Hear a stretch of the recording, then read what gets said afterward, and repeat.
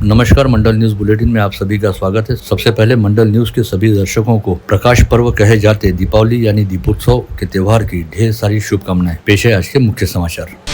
इस समय महाराष्ट्र में विधानसभा चुनाव की धामधूम चल रही है और सभी राजनीतिक दलों के बीच एक दूसरे के खिलाफ जमकर आरोप प्रत्यारोप भी किए जा रहे हैं। इसी दौरान बुल्ढाना जिले से बेहद सनसनीखेज खबर सामने आई है, जहां पर चिखली विधानसभा निर्वाचन क्षेत्र से बहुजन समाज पार्टी के प्रत्याशी शंकर चौहान पर बीती रात 40 से 50 अज्ञात लोगों द्वारा प्राणघातक हमला किया गया। इस हमले में बसपा प्रत्याशी शंकर चौहान गंभीर रूप से घायल हुए, जिन्हें चिखली स्थित एक निजी अस्पताल के आईसीयू में इलाज हेतु भर्ती कराया गया, जहाँ उनकी स्थिति चिंताजनक बताई जा रही है। पता चला है कि बीती रात मेहकर फाटा परिसर स्थित अपने होटल पर लक्ष्मी पूजन के बाद शंकर चौहान अपने कुछ सहयोगी के साथ बैठे थे, तभी लाठी घाटी से लैस होकर 40 से 50 अज्ञात लोगों के हुजूम ने अचानक ही उन पर धावा बोला और उन्हें बुरी तरह घायल करके सभी आरोपी फरार हो गए। घटना की जानकारी मिलते ही चिखली पुलिस का दल तुरंत मौके पर पहुंचा और हमले में घायल शंकर चौहान को इलाज हेतु अस्पताल में भर्ती कराया गया। चिखली पुलिस द्वारा हमलावरों की तलाश की जा रही है। शिवसेना उद्धव बालासाहेब ठाकरे पार्टी के पार्टी प्रमुख उद्धव ठाकरे आगामी 7 नवंबर को अमरावती जिले के दौरे पर आ रहे हैं। अपने इस दौरे के तहत उद्धव ठाकरे दरियापुर और बडनेरा निर्वाचन क्षेत्रों को भेंट देते हुए इन दोनों विधानसभा क्षेत्रों में अपनी पार्टी के प्रत्याशियों का प्रचार करेंगे। शिवसेना उबाठा द्वारा दरियापुर निर्वाचन क्षेत्र से गजानन लौटे और बडनेरा निर्वाचन क्षेत्र से सुनील खराटे को अपना प्रत्याशी बनाया गया है। पार्टी सूत्रों द्वारा दी गई जानकारी के मुताबिक 7 नवंबर को शिवसेना उबाठा के पार्टी प्रमुख उद्धव ठाकरे का सबसे पहले दरियापुर में आगमन होगा, जहाँ पर वे पार्टी प्रत्याशी गजानन लौटे के प्रचार हेतु निकाली जाने वाली रैली में शामिल होकर रोड शो करेंगे। वहीं शाम 5 बजे बडनेरा पहुंचकर नई बस्ती बडनेरा के आठौड़ी बाजार परिसर में आयोजित जनसभा को संबोधित करेंगे। महाविकास आघाड़ी की ओर से अमरावती निर्वाचन क्षेत्र हेतु कांग्रेस प्रत्याशी रहने वाले सुनील देशमुख द्वारा अपने प्रचार के लिए अखबारों में जारी किए गए विज्ञापनों में कांग्रेस पार्टी के नाम व चुनावी चिन्ह सहित शिवसेना उबाठा, शरद पवार गुटवाली, Rakapa, Republican party of India, Samajwadi party, Bharatiya communist party, Marxwadi communist party व आम आदमी पार्टी के साथ ही मुस्लिम लीग के नाम का उल्लेख किया गया है। इसे लेकर मुस्लिम लीग के स्थानीय पदाधिकारियों द्वारा काफी हद तक हैरत जताई जा रही है, क्योंकि इंडियन यूनियन मुस्लिम लीग द्वारा अमरावती विधानसभा निर्वाचन क्षेत्र से हाजी इरफान खान को अपना प्रत्याशी पहले ही घोषित किया जा चुका है और हाजी इरफान खान ने मुस्लिम लीग प्रत्याशी के तौर पर अपना नामांकन भी दाखिल किया है। इसे लेकर मुस्लिम लीग के प्रदेश कार्यकारी अध्यक्ष इमरान अशरफी से जानकारी हेतु संपर्क किए जाने पर उनका कहना रहा कि सुनील देशमुख की दावेदारी से मुस्लिम लीग का कोई संबंध नहीं है और मुस्लिम लीग द्वारा सुनील देशमुख की दावेदारी का कोई समर्थन नहीं किया जा रहा, क्योंकि हाजी इरफान खान को मुस्लिम लीग द्वारा पहले ही अपना अधिकृत प्रत्याशी घोषित किया जा चुका है। ऐसे में अमरावती विधानसभा निर्वाचन क्षेत्र से कांग्रेस प्रत्याशी रहने वाले सुनील देशमुख को उनके द्वारा समर्थन दिए जाने का कोई सवाल ही नहीं उठता। अतः सुनील देशमुख द्वारा अपने प्रचार हेतु जारी किए जाने वाले विज्ञापनों में मुस्लिम लीग के नाम का प्रयोग नहीं किया जाना चाहिए। वहीं दूसरी ओर इस मामले को लेकर प्रतिक्रिया हेतु संपर्क किए जाने पर कांग्रेस प्रत्याशी सुनील देशमुख से उनकी चुनावी व्यस्तता के चलते कोई संपर्क नहीं हो पाया। आगामी 20 नवंबर को होने जा रहे विधानसभा चुनाव हेतु जिले के 8 निर्वाचन क्षेत्रों में से धामनगढ़ रेलवे निर्वाचन क्षेत्र को छोड़कर जिले के शेष सभी 7 निर्वाचन क्षेत्रों में भाजपा को बगावत का सामना करना पड़ रहा है, क्योंकि अपनी टिकट कटने की वजह से नाराज पार्टी जनों द्वारा बगावत का झंडा बुलंद किया गया है। चूंकि अब नामांकन वापसी का समय समाप्त होने में महज 2 दिन का समय शेष है, जिसे ध्यान में रखते हुए पार्टी द्वारा अपने बागी उम्मीदवारों को समझा बुझाकर नामांकन वापस लेने हेतु मनाया जा रहा है। ऐसे में उम्मीद जताई जा रही है कि कम से कम 4 सीटों पर बागियों द्वारा अपनी उम्मीदवारी पीछे ले ली जाएगी। वहीं 3 सीटों पर महायुति प्रत्याशियों को भाजपा पदाधिकारियों की बगावत का सामना करना पड़ेगा। पार्टी सूत्रों के मुताबिक जिले के अमरावती विधानसभा निर्वाचन क्षेत्र से भाजपा नेता और पूर्व मंत्री जगदीश गुप्ता, बडनेरा निर्वाचन क्षेत्र से शहर भाजपा के वरिष्ठ पदाधिकारी तुषार भारती तथा दरियापुर निर्वाचन क्षेत्र से भाजपा के पूर्व विधायक रमेश बुंदिले द्वारा काफी पहले से चुनाव लड़ने की तैयारियां की जा रही है और ये तीनों सीटें महायुति के तहत भाजपा द्वारा अपने सहयोगी दलों के लिए छोड़ दिए गए। ऐसे में इन तीनों नेताओं द्वारा अपने नामांकन वापस लिए जाने के आसार काफी कम है। वहीं दूसरी ओर तिवसा, मोर्शी, अचलपुर, मेलघाट निर्वाचन क्षेत्र में भाजपा की ओर से घोषित किए गए प्रत्याशियों के खिलाफ पार्टी के पदाधिकारियों द्वारा नामांकन के समय की गई बगावत को शांत करने के प्रयास पार्टी के वरिष्ठ नेताओं द्वारा की जा रही है।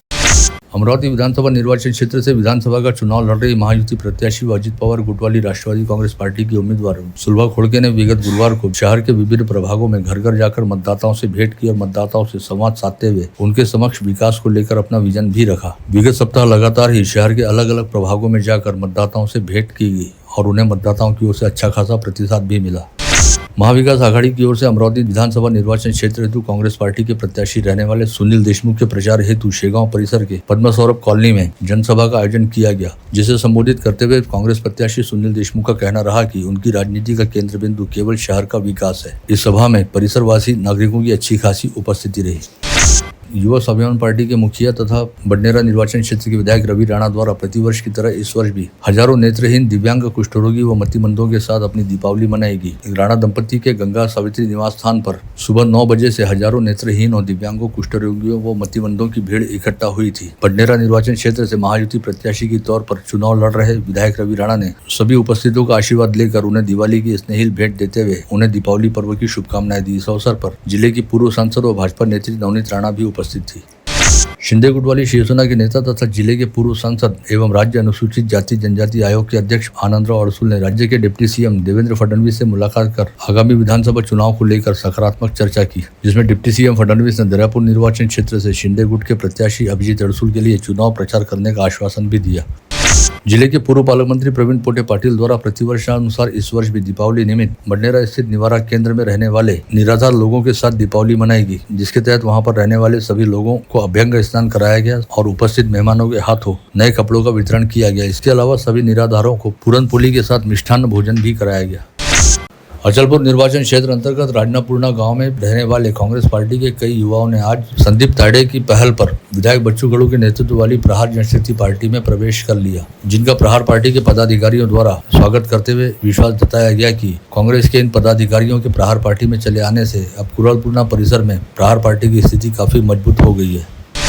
इस वर्ष दीपावली का पर्व 2 दिनों का रहा, जिसमें से कई लोगों ने 31 अक्टूबर तथा कई लोगों ने 1 नवंबर की शाम लक्ष्मी पूजन करते हुए दीपावली का पर्व मनाया। साथ ही दोनों दिन शहर के लगभग सभी क्षेत्रों में जमकर आतिशबाजी भी हुई। दोनों दिनों में से सर्वाधिक आतिशबाजी कल शुक्रवार 1 नवंबर की रात अमरावती शहर सहित परिसर में दिखाई दी, जिसके चलते देर रात तक आसमान में रंग बिरंगी रोशनी की चमक दिखाई देती रही।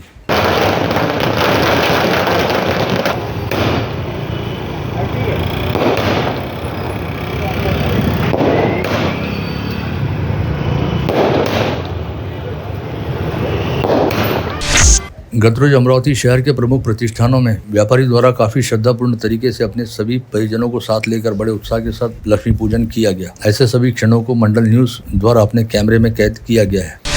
हिंदू स्मशान घाट के पीछे स्थित श्री काली माता देवस्थान में प्रतिवर्षानुसार शक्ति महाराज के हाथों दीपावली की रात बरकत लेने की परंपरा का पालन किया गया। जब दीपावली की लक्ष्मी पूजा पश्चात सैकड़ों हजारों श्रद्धालु यहां पर शक्ति महाराज के हाथों बरकत हासिल करने हेतु उमड़े और महाकाली पूजक शक्ति महाराज के हाथों बरकत प्राप्त की, जिनमें प्रमुख राजनेताओं, वकीलों, पत्रकारों और सामाजिक कार्यकर्ताओं सहित आम नागरिकों का समावेश रहा।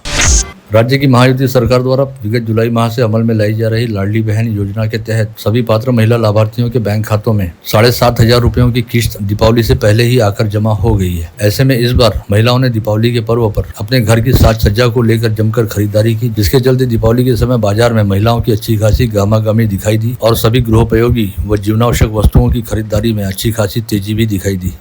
संत गाड़गे बाबा अमरावती विद्यापीठ के कुलगुरु मिलिंद बहराते की नागपुर में श्री लक्ष्मी नारायण इनोवेशन टेक्नोलॉजिकल यानी LIT विद्यापीठ के कुलगुरु पद पर नियुक्ति की गई है। यह नियुक्ति 6 माह अथवा नियमित कुलगुरु की नियुक्ति होने की अवधि तक की गई है। इस नियुक्ति का आदेश राजभवन से प्राप्त होते ही कुलगुरु मिलिंद बहराते ने नागपुर स्थित LIT विद्यापीठ के निवर्तमान कुलगुरु राजू मानकर से नई जिम्मेदारी का पदभार ग्रहण किया। हर वर्ष की तरह इस वर्ष भी आनंद परिवार की ओर से दीपावली निमित्त आज शनिवार 2 नवंबर को दीपावली पर्व के दूसरे दिन डिपो रोड स्थित आनंद एजेंसीज फर्नीचर शोरूम में स्नेह मिलन कार्यक्रम का आयोजन किया गया था, जिसमें गरीबों व जरूरतमंद लोगों के साथ ही ST डिपो मार्ग से गुजरने वाले हजारों नागरिकों को भोजन का वितरण किया गया। इस समय गोविंद कासट मित्र मंडली के सदस्यों सहित अमरावती व बडनेरा के कई प्रतिष्ठित नागरिक उपस्थित थे। गाड़गेनगर थाना क्षेत्र में आने वाले होंडा शोरूम के सामने 31 अक्टूबर की देर रात हुई सड़क दुर्घटना में 2 सगे भाइयों की मौत हुई। दोनों मृतक नांदेड़ शहर के रहने वाले हैं, जो किसी व्यवसाय निमित्त अमरावती में अपने मामा के घर आए हुए थे। मृतकों के नाम चेतन राठौड़ व रोहन राठौड़ बताए गए हैं। घटना वाले दिन दोनों भाई अपने 2 दोस्तों के साथ होटल पर खाना खाने गए थे और वहां से देर रात घर लौटते समय गाड़गेनगर के होंडा शोरूम के सामने दुपहिया स्लिप होकर रोड डिवाइडर से भिड़ जाने की वजह से हुए हादसे में दोनों की घटनास्थल पर मौत हो गई। दीपावली की रात आग लगने की घटनाओं को रोकने के लिए मनपा के दमकल कर्मी रात भर सजग रहे और दमकल कर्मियों की तत्परता और सजगता के चलते शहर में विभिन्न स्थानों पर बड़ी घटनाएं होने से रुक गई। वहीं 8 स्थानों से छिटपुट आगजनी के अलावा फ्रेजरपुरा थाना क्षेत्र में एक किराना दुकान में आग लगने से करीब 50,000 रुपये का नुकसान होने की खबर सामने आई है। धामनगढ़ रेलवे तहसील के शाहपुर गांव में दीपावली की पूर्व संध्या पर फ्रिज का कंप्रेसर फूटने से घर में लगी आग के चलते घर में रखे अनाज सहित अन्य साहित्य जलकर राख हो गई। ये घटना 31 अक्टूबर की शाम घटित हुई। गाड़गीनगर पुलिस थाना क्षेत्र अंतर्गत विलासनगर परिसर में रहने वाली 57 वर्षीय महिला पुलिस अधिकारी के घर पर अज्ञात चोरों ने हाथ मारते हुए करीब 12 लाख रुपए मूल्य के 250 ग्राम सोने के आभूषण चुरा लिए। यह घटना 13 मई से 31 अक्टूबर के दौरान घटित हुई है। महिला द्वारा दर्ज कराई गई शिकायत के मुताबिक कुछ माह पहले उसके पति का निधन हुआ था और उस समय उसके घर में काफी सारे मेहमान आए थे। उसी दौरान उसने अपने घर की अलमारी में सोने के विविध आभूषण रखे थे, जिन्हें 31 अक्टूबर की शाम जब वो दीपावली की साफ सफाई के लिए बाहर निकालने गई तो 12 लाख रुपए मूल्य के सोने के आभूषण नदारद थे। ग्रामीण अपराध शाखा के दल ने परतवाड़ा शहर के तिरुपति नगर परिसर में एक संदिग्ध युवक को अवैध रूप से देसी पिस्तौल व जिंदा कारतूस लेकर घूमते पकड़ा। पकड़े गए आरोपी का नाम चीची उर्फ शेख सादिक शेख सलीम बताया गया है। हासेगांव पुलिस थाना अंतर्गत लोही गांव के खेत परिसर में जुआ खेलते हुए 11 जुआरियों में से 3 जुआरियों को पुलिस ने गिरफ्तार किया। 8 जुआरी फरार हो गए। इस कार्रवाई में पुलिस ने 6,12,000 रुपए का माल जब्त किया है। चांदू रेलवे तहसील अंतर्गत आने वाले थूगा पिंपरी गांव में दहेज वापसी को लेकर हुए विवाद में ससुराल व मायके के परिजनों ने एक दूसरे पर सशस्त्र हमला किया, जिसमें विवाहिता का पति और भाई गंभीर रूप से घायल हुआ। दोनों का अमरावती के जिला अस्पताल में इलाज चल रहा है।